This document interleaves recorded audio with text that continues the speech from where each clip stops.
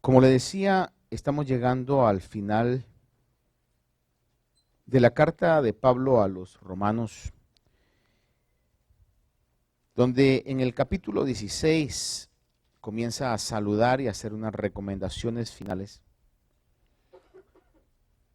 En el versículo que leímos, puedo yo percibir que ya está el apóstol despidiendo esta importante carta.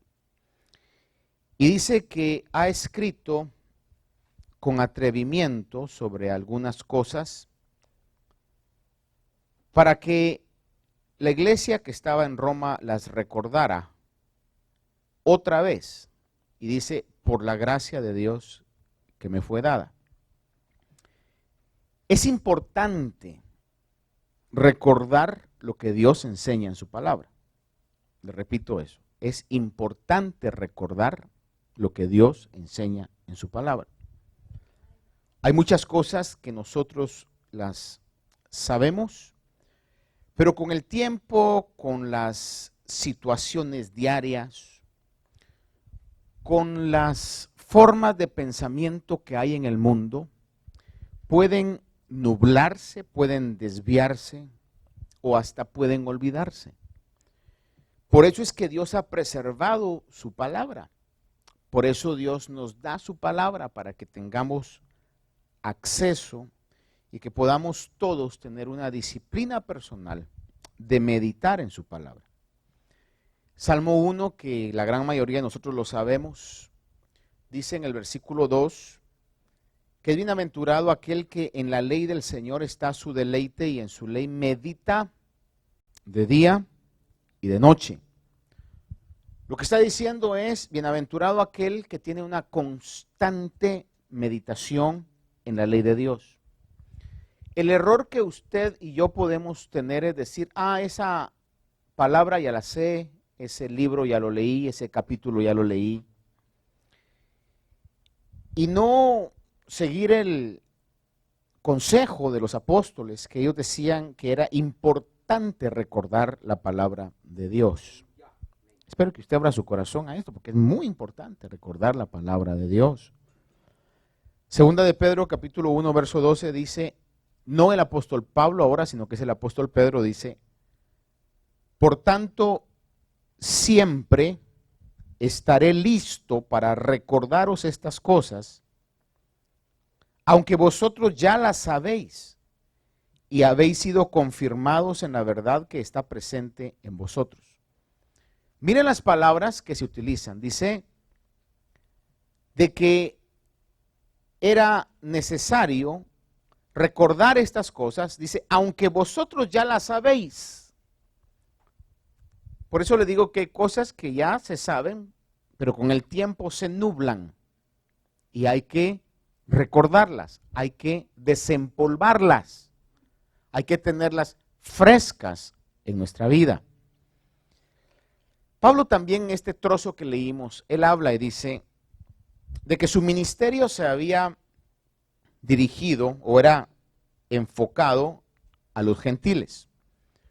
La Biblia reconoce solamente 3 grupos, muy importantes, solo 3 grupos de personas en esta tierra.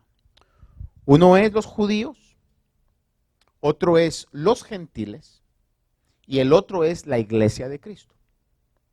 O se es judío, o se es gentil, o se es iglesia de Cristo. No hay ninguna mezcla de las dos, específicamente sobre el caso de que en alguna oportunidad usted ha escuchado el término judío mesiánico. Ese término no se refiere a que practique la religión judía y también el cristianismo, sino que el término lo que se refiere es que son judíos de raza, pero son parte de la iglesia de Cristo. Es decir, no hay judíos mesiánicos, iglesia y gentiles. El judío mesiánico automáticamente forma parte de la iglesia de Cristo.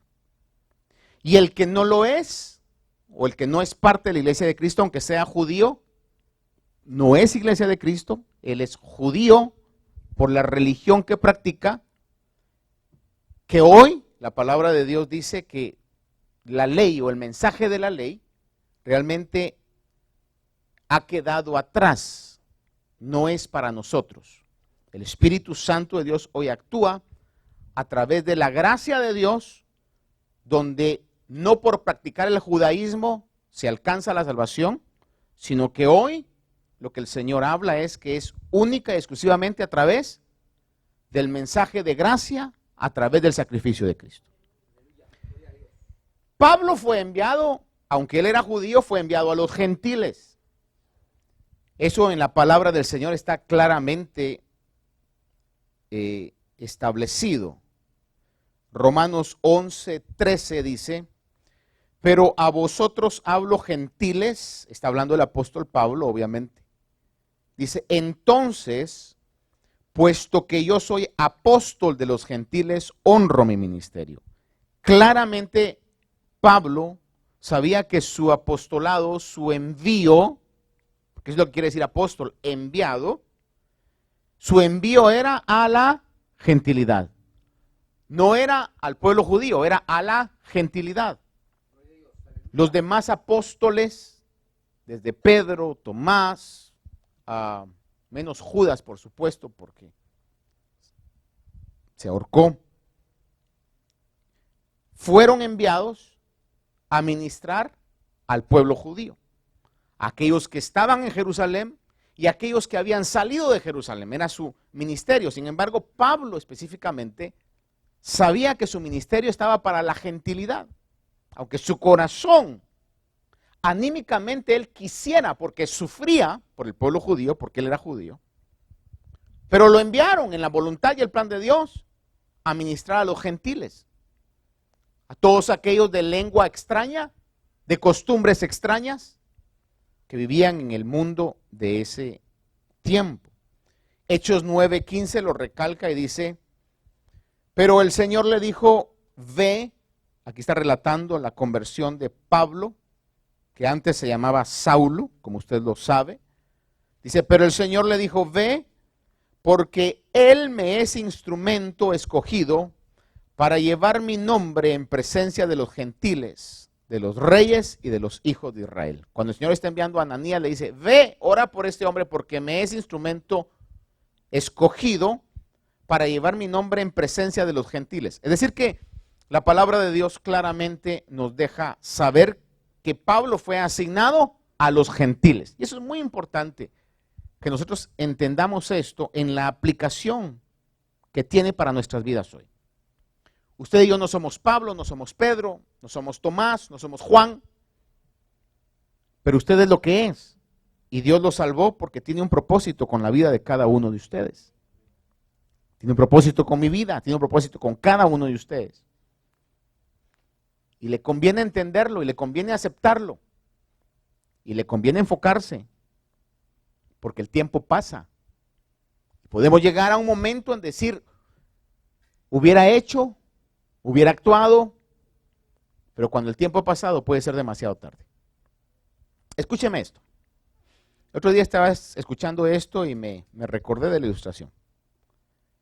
Dice que en una oportunidad llegaron 3 demonios delante del diablo, porque iban a ser enviados a su entrenamiento a la tierra. Y el diablo les pregunta y le dice, bueno, ¿cuál es su plan de acción? No me voy a preguntar en dónde en la Biblia está eso, es una ilustración. Pero creo que tiene una gran realidad. Y llegó el primero y le dijo, bueno, patrón, pues, mi plan es que le voy a decir a quien encuentre que no hay Dios. Y el diablo le dijo, suena bien, pero no va a funcionar. They know better. Ellos saben que hay Dios. El otro llegó y le dijo, bueno, pues mira, mi plan es mejor que el del primero porque yo lo que les voy a decir es que no hay infierno. Y entonces le dijo el diablo, tampoco va a funcionar, le dice. Ellos saben que hay un infierno. Y el tercero le dijo, mire patrón, yo no les voy a decir ni que no hay cielo ni que no hay infierno, sino que lo que les voy a decir es que no hay prisa, que no hay apuro. y le dijo el diablo, vas a tener éxito, ve y promueve ese mensaje. Amados hermanos, el tiempo pasa. Dios cumple su palabra. El Señor va a volver. Es paciente, lo dice Pedro. No es que Él retarde su venida, sino que es paciente esperando que haya un arrepentimiento y que nadie perezca, sino que todos procedan al arrepentimiento. Pero podemos caer en la mentalidad de, como dicen en inglés, to procrastinate things. We are very good procrastinators. Todo lo dejamos para mañana. Cuando tenga más oportunidad, cuando la oportunidad se presente, déjeme decirle algo. Yo he entendido algunas cosas ya en mi vida y me he dado cuenta que las oportunidades muchas veces no se presentan, sino que hay que buscarlas. En Dios, por supuesto. Si nosotros sometemos nuestra vida a Dios con sinceridad y le decimos, Señor, yo no puedo en mis propias fuerzas. Voy a hacer una pausa aquí. El otro día me preguntaba a alguien, me decía, pastor, ¿es correcto decir en un texto que somos siervos inútiles? Y le dije, sí, porque la Biblia dice, en Lucas, si no mal recuerdo, que el Señor les dijo cuando vayan y los comisionó y miren lo que Dios va a hacer a través de ustedes, vuelvan y digan, somos siervos inútiles. Inútiles en nuestra humanidad. La obra de Dios no la puede hacer usted con talento humano, con inteligencia humana, con recursos humanos. La obra de Dios, el apóstol Pablo pone en estas palabras, nuestra suficiencia proviene de Dios. Es a través del Espíritu Santo. Yo digo hoy, humanamente soy un siervo inútil. Pero en la unción del Espíritu de Dios, en la capacitación del Espíritu de Dios, Dios puede hacer de lo que no es algo de honra. Dice que lo necio del mundo escogió Dios. Lo débil del mundo escogió Dios. Pero en su poder y con su gracia, como dice el canto, en Dios, y el Salmo lo dice, haremos proezas. Entonces, volviendo al pasaje, Pablo es enviado a los gentiles. Su ministerio estaba enfocado a ello, por eso lo va a ver usted que fue tan decidido y, diría yo, exhaustó todas sus fuerzas para poder llegar y cumplir el ministerio. Porque si alguien sabía que el tiempo lo tenía medido y contado, sin duda alguna era él. Imitando lo que el Señor Jesús decía. Porque el Señor dejó establecido y dijo, que vamos a ver ese pasaje si el tiempo me lo permite. Dice, mi Padre trabaja y yo sigo trabajando. Trabajad mientras es de día. Al entender el ejemplo que el Señor Jesús le había dado, Pablo decía, bueno, yo tengo cierta cantidad de tiempo nada más para hacer por lo que Dios me salvó. Ahora, hay gente, y espero que usted no sea esa gente, que aún llamándose cristiano, creen que el propósito de ser cristiano es nada más dejar los vicios que tenían, ir a la iglesia de vez en cuando, tener una Biblia, saber cantos. Déjeme decirle algo. Creo que el propósito por el cual Dios nos ha salvado va más allá que tener una aparente religión cristiana evangélica. Hay un propósito que cada uno de nosotros tenemos que hacer.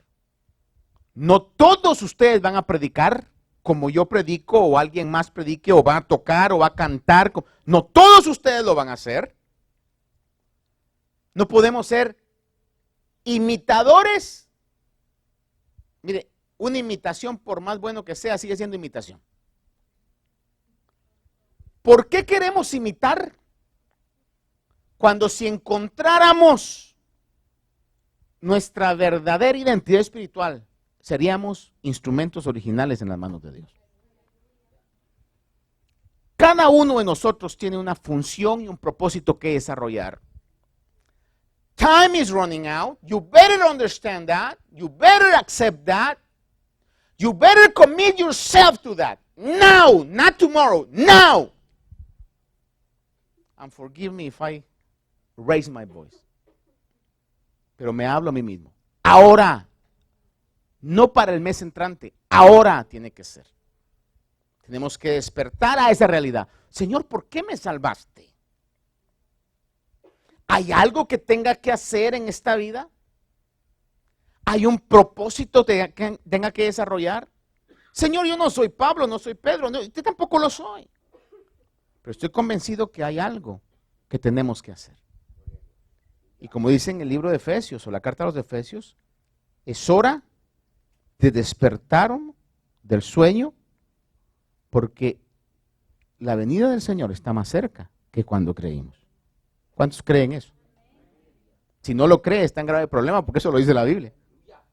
Y la venida del Señor está más cerca que cuando creímos.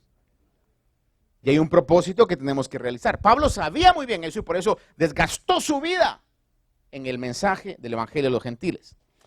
Debo decir esto para que usted no vaya a malinterpretar esto. Debo decir esto, se lo voy a escribir. No le estoy diciendo con esto, hermanos, hagamos 7 servicios a la semana. No le estoy diciendo con esto, hermanos, evangelice 3 horas diarias. No le estoy diciendo con esto, ore 2 horas al día. Yo no lo hago. No le estoy diciendo esto, con esto, no trabaje, no se proyecte. No y no. Lo que le estoy diciendo es esto, tan sencillo como esto. Todo tiene su tiempo. ¿Cuántos dicen amén a eso? ¿Sí estamos? Pues hay un tiempo para trabajar.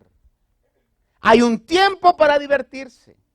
Hay un tiempo para dormir. Hay un tiempo para todo. Pero hay un tiempo para buscar de Dios. Hay un tiempo para servirle a Dios. El punto es que nosotros, lamentablemente, usted no, yo soy la excepción. Yo comprometo cualquier otro tiempo. Fíjese, perdón, no comprometo cualquier otro tiempo. Y lo más fácil que comprometemos es el tiempo de Dios. Para vergüenza mía lo digo. No le estoy hablando a usted, no conozco a nadie aquí. Para vergüenza mía lo digo. Comprometemos cualquier otro tiempo. El tiempo de Dios lo comprometemos fácilmente. Big mistake. You're doing the wrong decision. Porque lo más importante es, y aquí es donde se aplica la frase, no solamente en lo monetario, dijo el Señor, dad al César, usted sabe lo que sigue diciendo, ¿verdad?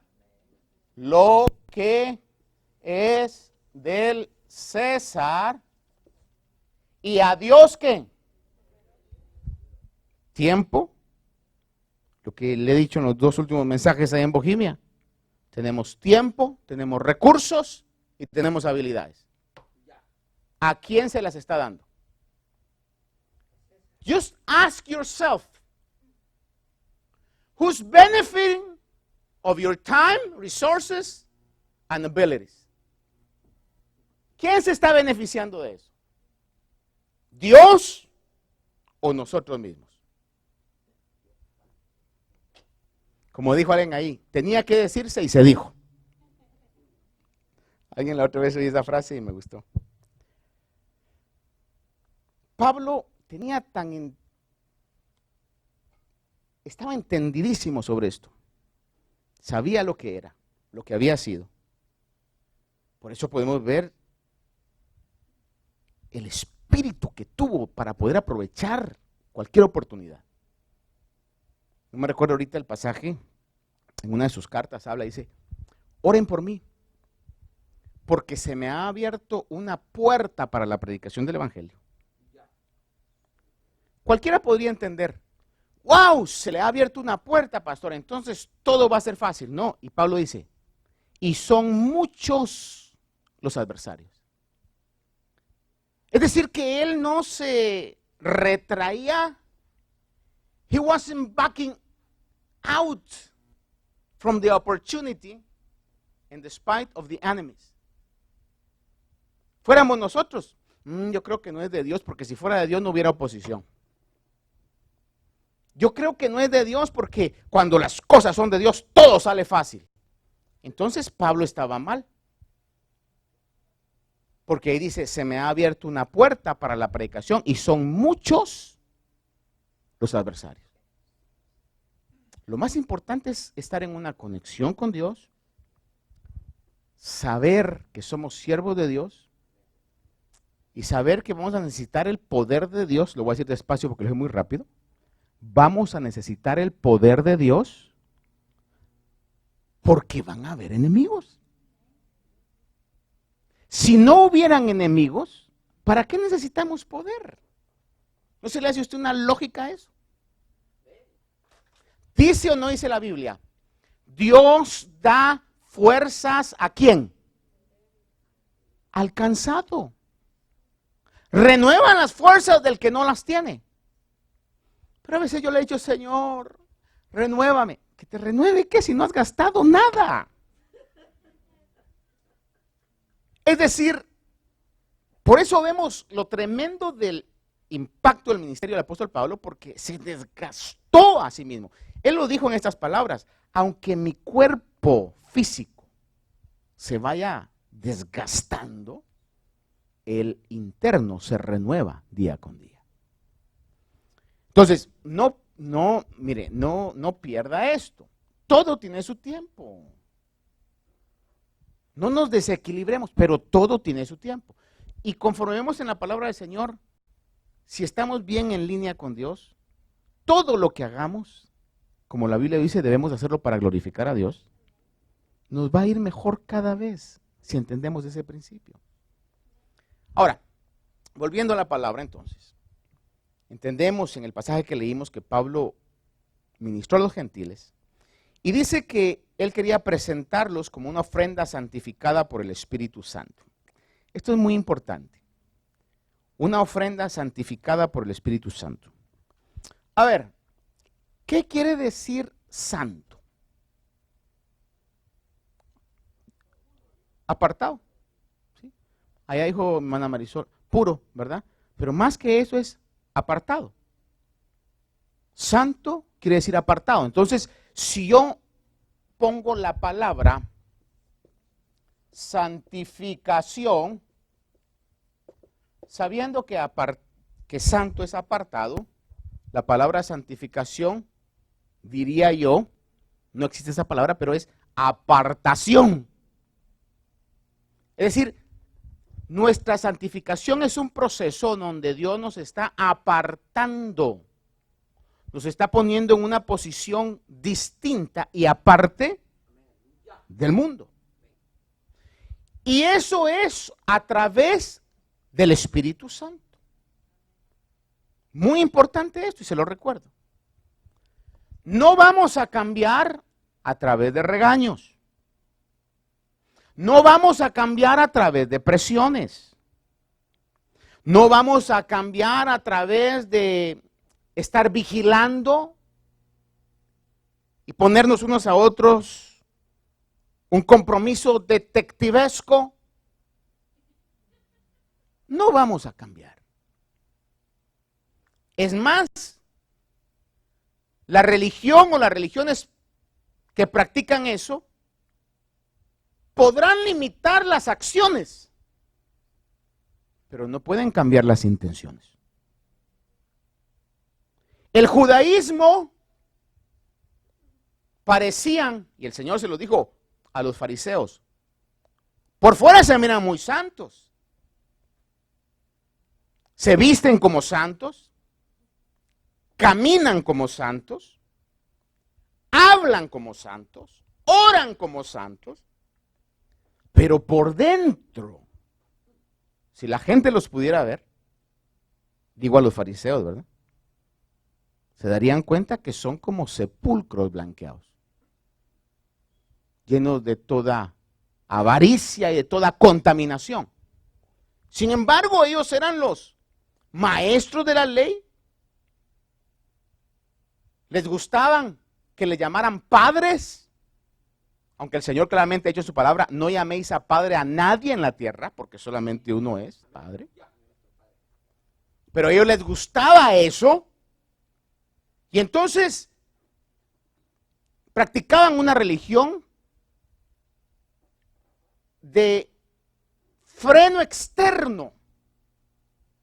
Sin embargo, el Señor espiritualmente los identificó cuando dijo: habéis oído, no matarás. Sin embargo, yo os digo, cualquiera que le diga tonto o estúpido a su hermano, ya ha cometido un homicidio en su corazón. Y ellos sabían muy bien que las intenciones eran malas en los corazones de ellos. Habéis oído, no adulterarás. Sin embargo, yo os digo, todo aquel que vea y codicie en su corazón a otra persona que no es su mujer o su marido en este caso, ya cometió adulterio en su corazón. Entonces, ¿qué es lo único? ¿O habrá algo que pueda cambiar las intenciones del ser humano? Fair question, ¿verdad? Y conociendo a los humanos, si usted es tan humano como yo, todavía nuestras intenciones están muy manchadas. Let's be real, let's be truthful, let's be honest. Y la pregunta que yo me sigo haciendo es una pregunta retórica. Cuando digo una pregunta retórica es, yo sé que sí, pero la hago de todas maneras. Es, Señor, ¿podrás tú cambiarme genuinamente? No mis acciones. Porque a veces cuando me recuerdo que soy pastor y que me están viendo, eso mismo puede ser un freno normal. Pero lo que solo el Espíritu puede hacer es transformar las intenciones. Por ejemplo, Dios siempre da ciertas pruebas de su poder para que nuestra fe pueda crecer. Fíjese que Dios, voy a decir esto, no nos da todo lo que pedimos, pero algunas cosas milagrosamente sí nos las da. Y nosotros sabemos, eso Dios lo tuvo que hacer porque no había manera en que eso pudiera pasar así. El problema y el error que cometemos es que decimos, así como lo hizo ahora, que todo me salga así. Y no va a ser así. Hay cosas que usted va a tener que ser probado en paciencia.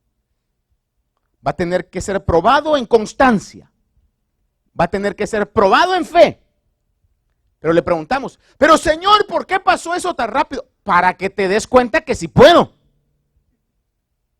Y no dudes en el proceso. Y mantengas la fe. Y te mantengas creyendo en eso. Entonces, hay cosas que Dios ha cambiado. Por ejemplo, yo le he dicho a usted, le voy a contar dos experiencias cercanas a mí. Una que se le ha dicho, mi padre, según me decían, yo ya no lo conocía así, yo ya lo conocía cambiado. Y si cambiado tenía ciertas cositas, me imagino cómo ha de haber sido no cambiado, hermano. Pero me contaron que se fumaba 2 cajetillas de cigarros diarios. 2. Mi padre va a cumplir, o ya cumplió 91 años. Años de licor, cigarros y quién sabe qué más cosas.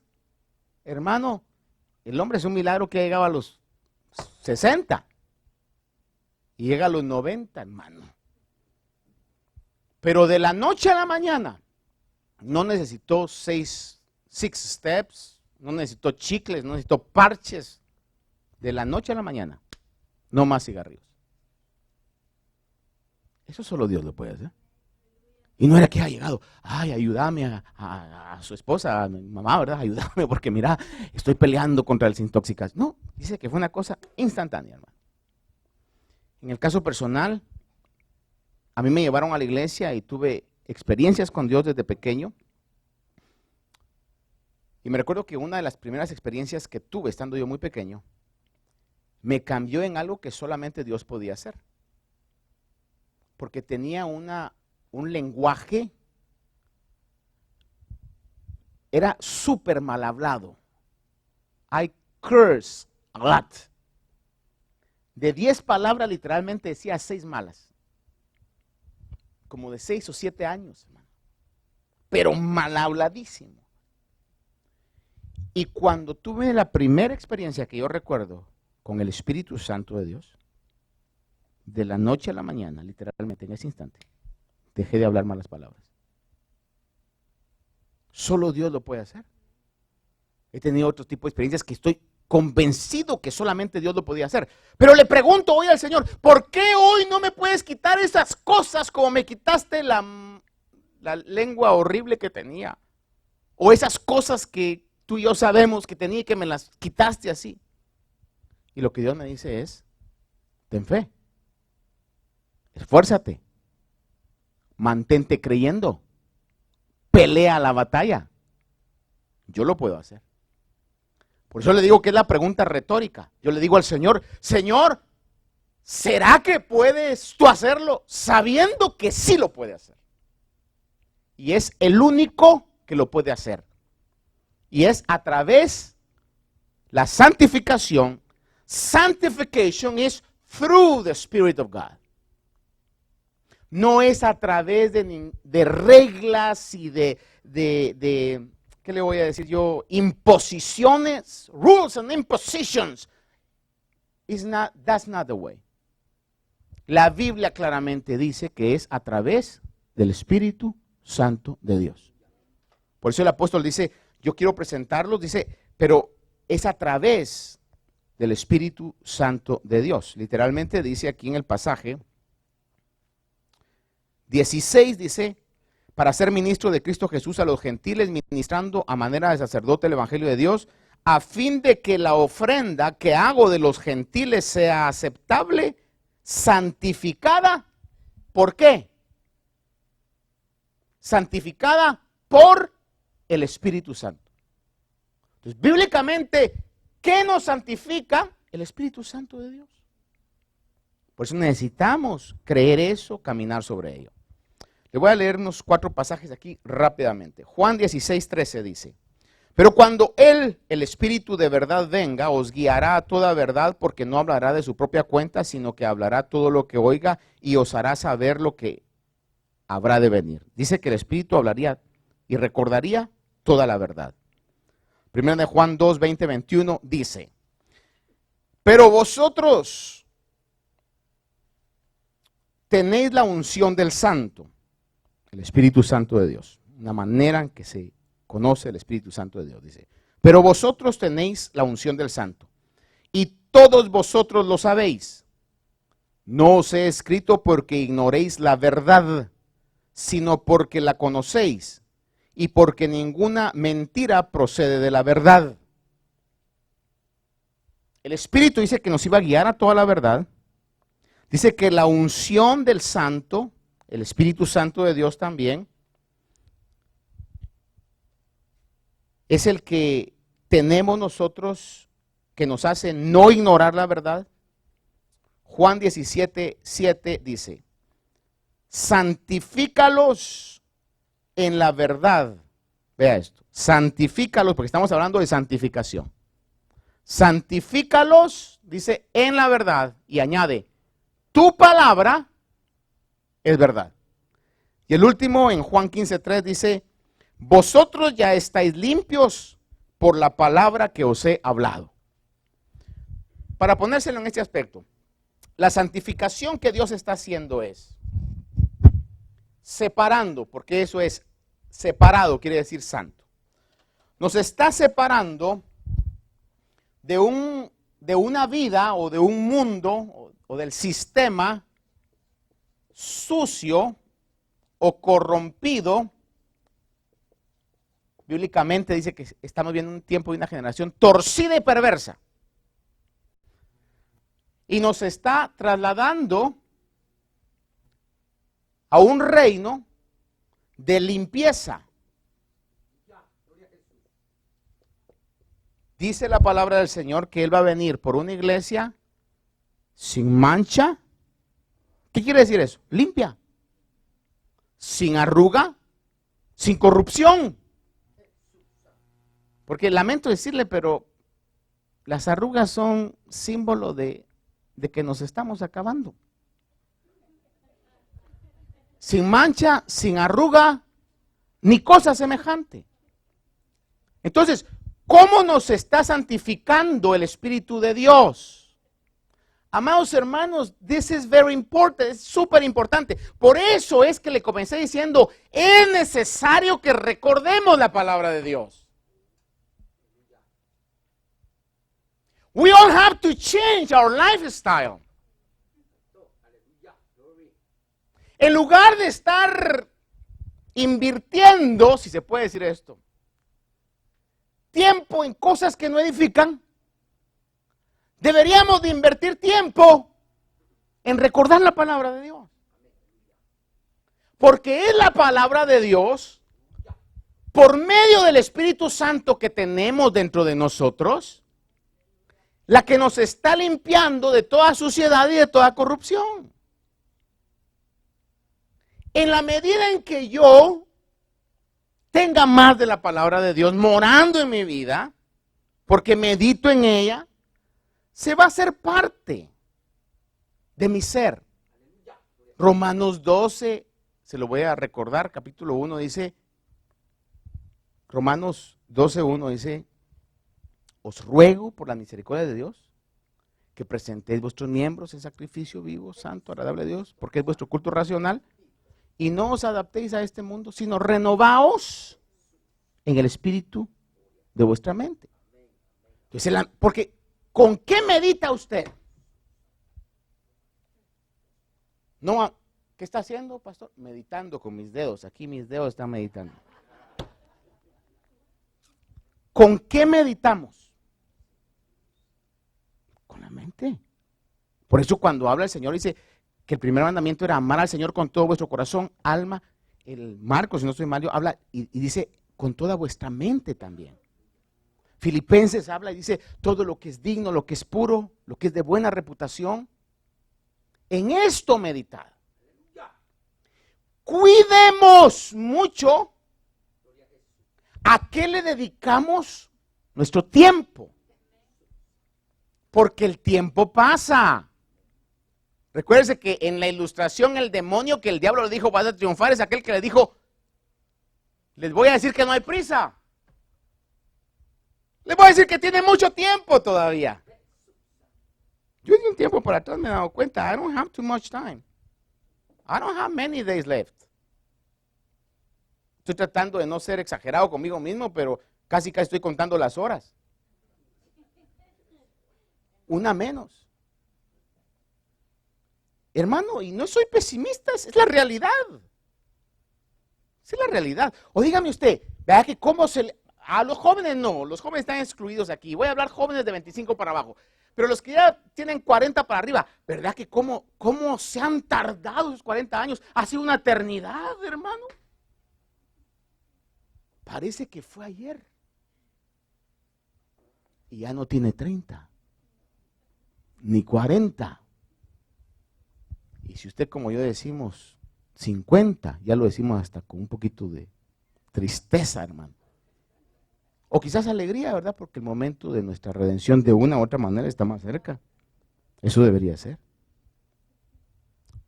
El tiempo pasa, hermano. Si ese fuera todo mi mensaje, usted dice, ¿qué predicó el pastor hoy? De que el tiempo pasa, I'm well served. Estoy complacido con eso. Que usted se vaya hoy diciendo, caramba, el tiempo pasa. ¿Y qué estoy haciendo yo con lo que Dios me ha dado? Y le digo y le repito, discúlpeme lo redundante. Y no le estoy diciendo, ahora con qué va a salir el pastor que quiere ponernos otra hora de oración. No, Señor, we have enough. Pero lo que tenemos, y es más, y cuando estemos en lo que estamos, hagámoslo de todo corazón. Y le voy a decir porque quisiera llegar a concluir esto, pero el tiempo no me lo va a permitir quizás, pero a lo menos se lo voy a adelantar. Hay tantas cosas acá. Pero me voy a saltar solo para dejarle esto. Luego el otro viernes regreso a la mitad de esto. Pero el apóstol Pablo habla y dice, en lo que leímos, mi ministerio fue para los gentiles. Y aunque su corazón estaba con los judíos, él sabía que tenía que ir con los gentiles. El apóstol dijo, no vamos a ir a ver los versos por el tiempo, pero el apóstol Pablo dijo, imitadme a mí en lo que yo imito a Cristo. En otra carta dice, sed imitadores de Dios como hijos amados. Si Pablo lo decía era porque de una u otra manera él lo estaba viviendo, estaba imitando, imitó la constancia del Señor. Se lo voy a responder de esta manera. Para que Jesús, nuestro Señor Jesús, se hubiera dormido en medio de una tormenta, era porque estaba exhausto. Mire, cuando usted está pero cansadísimo, no necesita pastillas, no necesita cama ajustable, ni almohada ortopédica. Donde esté, hermano, ahí cae uno, pero flat. Señor, en una tormenta, hermano, porque sin duda su humanidad estaba cansada y se duerme. Pablo sabía eso y decía, no, pues a mí ya me agarró el espíritu ya madurón, entonces tengo que duplicar el tiempo, tengo que ser muy sabio, ¿dónde invierto mi tiempo? Y se esforzaba y dice, y les encargaría que me imitaran a mí en lo que yo imito a Cristo. El Señor habla en Juan capítulo 2. Este pasaje usted lo sabe. Aquí es donde voy a la conclusión, pero luego regresaré otro día a esto.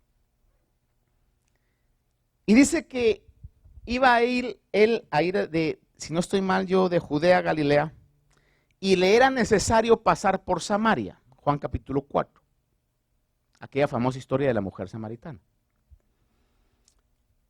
El término es necesario, es porque el pasar por Samaria era una ruta más corta. Pero a la misma vez también muchos teólogos literales se inclinan a decir, pero había algo más en esa expresión. No solamente que era necesario pasar porque era el camino que tenía que seguir, sino que viendo, disectando toda lo que pasó ahí, se da uno cuenta de que le era necesario también porque había un propósito espiritual cuando él pasara a Samaria. No sé si me estoy explicando. Cuando llega al pozo de Jacob, los apóstoles se van a comprar comida y él se queda en un pozo, esperando, porque sin duda alguna sabía que iba a llegar esa mujer. Una mujer que llega a agarrar agua y usted sabe toda la historia. Jesús le dice, dame de beber. La mujer le dice, ¿cómo me pides a mí? Tú eres judío, yo soy samaritana, no nos llevamos, etcétera. Le revela, le pasa una radiografía de su vida y la mujer se asombra, le dice, me parece que eres profeta. Tienen la conversación y ella se da cuenta que era el Mesías. One woman, only one. Jesús dijo, me es necesario pasar por Samaria. Cualquiera diría, porque van a haber multitud de gentes. No, una nada más. One is enough. Por si usted dice, pastor, yo ya estoy demasiado tarde para hacer lo que hizo Pedro, Juan y todo. Mire, si su plan es uno o una, voy a hablar de mí, no voy a hablar de usted, voy a hablar de mí. Haz de cuenta que el Señor me dice, Martín, te envié para que le testifiques a uno, para que ganes a uno. Y yo ni uno pude ganar, qué desgracia de vida. Qué triste realidad la mía. Me mandaron por uno y ni siquiera ese uno pude cumplir el ministerio. El Señor llega, le era necesario llegar a Samaria para testificarle y hablarle a una. Pero cuando usted mira todo el desenvolvimiento de eso, esa una ganó una ciudad. Usted no es Pablo, yo no soy Pablo, yo no soy Pedro. Gracias a Dios no somos Judas, ¿no? I hope. Lo que le quiero decir hoy, hermano, time is running out. El tiempo se está acabando. Y aunque sea uno, o una, o 3, o 5, pero hay algo que usted tiene que hacer. Usted mira, pastor, en lugar de yo salir tranquilo, hoy voy a salir cargado. Qué bueno. Qué bueno. Porque algún día me lo va a agradecer. No espero que me lo agradezca, porque es la Biblia la que nos dice eso. Pero algún día va a decir, de veras, a veces es necesario que nos despertemos a la realidad y saber que tenemos que darle a Dios lo que es de Dios. Y cuando en un momento usted tenga la oportunidad y usted diga, qué raro que esta persona siempre me busca a mí. ¿No se le hace raro eso? Qué raro que esa persona siempre me pide consejo. Qué raro que esa persona abre su corazón para conmigo. Qué raro. Y usted le habla de todo y yo le hablo de todo menos del mensaje por el cual fuimos enviados. Padre bueno, yo sé que tú eres el que nos edifica,